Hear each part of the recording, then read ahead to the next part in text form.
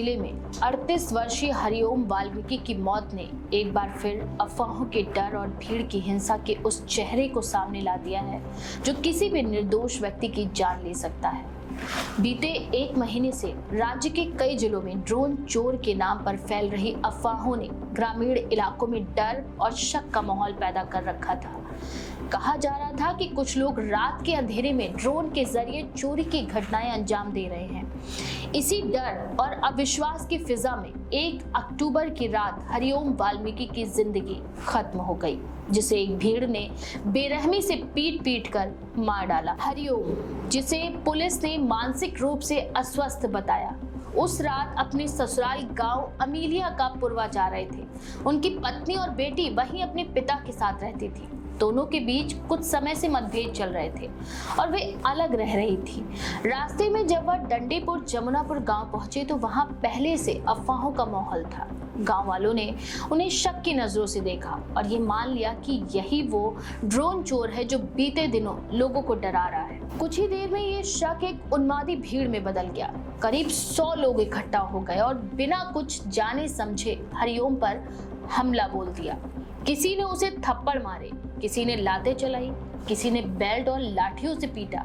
भीड़ ने उनके कपड़े तक फाड़ दिए और उन्हें नंगा करके गांव में घुमाया गया। मोबाइल पर बनाए गए वीडियो में साफ तौर पर देखा जा सकता है कि लोग बार बार ये पूछ रहे कि साथी कहाँ है, यानी उनका कथित साथी कहाँ है जो ड्रोन चोरी में शामिल था। पुलिस जांच के मुताबिक हरिओम को कई जगहों पर घसीटा गया, बार बार पीटा गया। उन्हें एक जगह से दूसरी जगह ले जाया गया ताकि वे अपने साथी का ठिकाना बताएं। लेकिन हरिओम की हालत ऐसी नहीं थी कि वे शायद कुछ समझ भी पा रहे थे। उन्होंने कोई जवाब नहीं दिया और भीड़ ने इसे अपने शक की पुष्टि मान लिया। आखिरकार उन्हें बुरी तरह घायल अवस्था में गांव के बाहर रेलवे ट्रैक के पास फेंक दिया गया, जहां उन्होंने दम तोड़ दिया। ये सब कुछ रात भर चलता रहा और किसी ने पुलिस को सूचना देने तक की जहमत नहीं उठाई। अगली सुबह जब पुलिस मौके पर पहुंची तो मामला सामने आया। शव बरामद होने के बाद गांव में सन्नाटा सा छा गया। परिवार को जब सूचना मिली तो हरिओम की पत्नी और पिता बिलख पड़े। पत्नी ने कहा वो किसी का क्या बिगाड़ सकता था, वो तो खुद ठीक से समझ ही नहीं पाता था, कैसे किसी को इतनी बेरहमी से मार सकते हैं। ये सवाल उसका परिवार और उसकी पत्नी कर रहे थे। हरिओम की मां ने भी रोते हुए सवाल किया और कहा कि उनका बेटा पहले से एक प्राइवेट कंपनी में काम करता था, लेकिन मानसिक तनाव के बाद नौकरी छोड़ दी। गांव में उसे सब लोग जानते थे। हरिओम का कभी किसी से झगड़ा नहीं हुआ। वे कहती हैं अगर उसने गलती की होती तो बात अलग थी, लेकिन उसे बिना वजह पीट कर मार दिया गया। ये इंसानियत नहीं है। पुलिस ने इस घटना में अब तक दर्जनों लोगों के खिलाफ एफआईआर दर्ज की है और कई आरोपियों को गिरफ्तार भी किया है।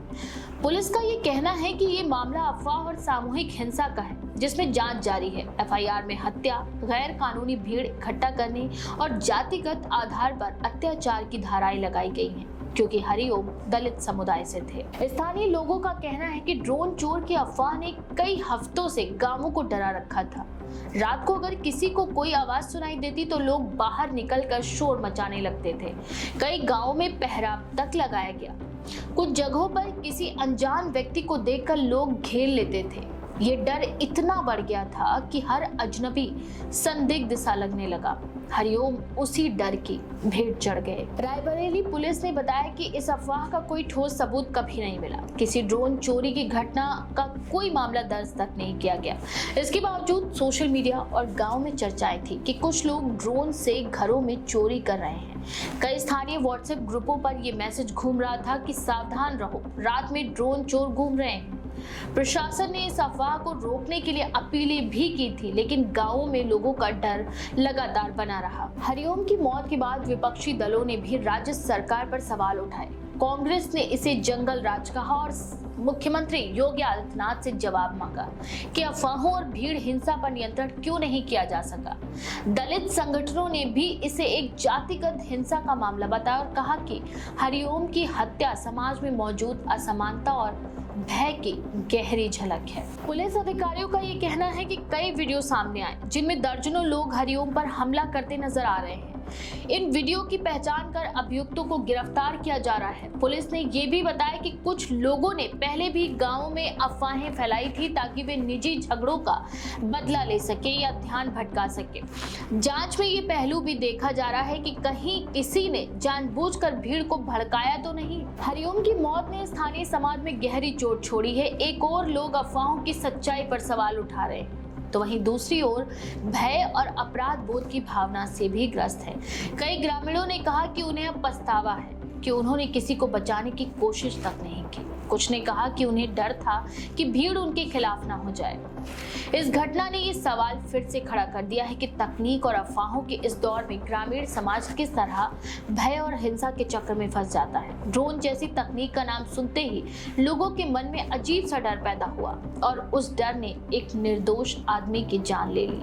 ये वही पैटर्न है जो पहले बाल चोर या गौ चोर जैसी अफवाहों में भी देखा गया था। हरिओम की छोटी बेटी जो अब 8 साल की है, बार बार पूछती है कि पापा कहाँ गए। उसकी मां ने जवाब देना ही बंद कर दिया। घर की दीवारों पर हरिओम की तस्वीरें लगी हैं जो अब एक चेतावनी बन गई हैं।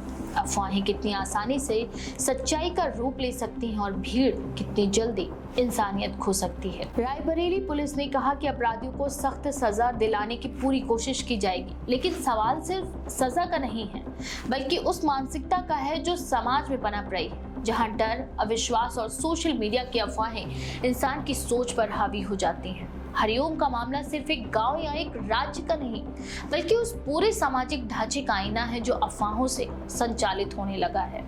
हरिओम की कहानी एक बार फिर ये याद दिलाती है कि हिंसा हमेशा झूठ और डर से शुरू होती है। एक अफवाह, एक वीडियो, एक फुसफुसाहट और फिर भीड़ की आवाज इतनी ऊंची हो जाती है कि किसी की पुकार तक दब जाती है।